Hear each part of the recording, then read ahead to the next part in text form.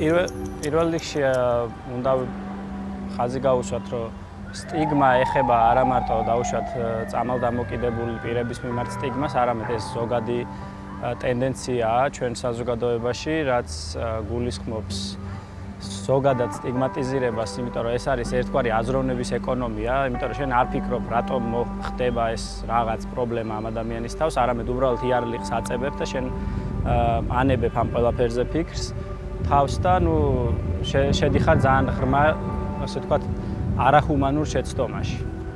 დეკრიმინალიზაციას და გარკვეული, ასე ვთქვათ, ნარკოტიკული საშუალებების ლეგალიზაციას შორის დიდი განსხვავებაა. ეს ნიშნავს პირველ რიგში იმას, რომ ჩვენ უნდა განვასხვაოთ დამნაშავე და დაავადებული ადამიანი და განსაკუთრებით ისეთი ადამიანი, რომელიც აცნობიერებს თავის პრობლემას და თვითონვე ებრძვის და პირიქით მას რაც შეიძლება მეტად უნდა მხარში დაუდგეს სახელმწიფოც და საზოგადოებაც. მეორე რაც აუცილებლად მინდა თქვა არის, რომ დაავადება და პიროვნება არასდროს არ უნდა გავაიგივოთ ერთმანეთთან. ყოველთვის არსებობს ჯანსაღი ნაწილი ადამიანში და ჩვენ უნდა შევძლოთ ამ ჯანსაღი ნაწილის მაქსიმალურად აქტუალიზირება და ასე ვთქვათ სოციალურად სოციუმში ადაპტირება ამ ნაწილის.